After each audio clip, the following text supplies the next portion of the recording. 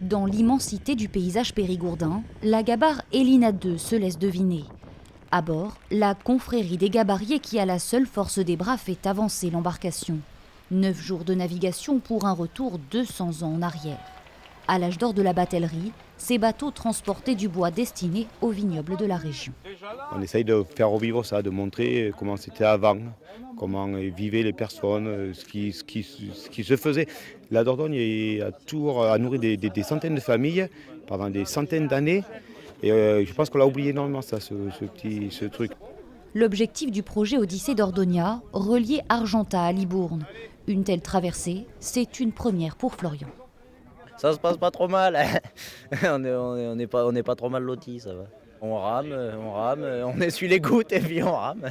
Un parcours rythmé par des escales comme ici, avec un accueil en chanson.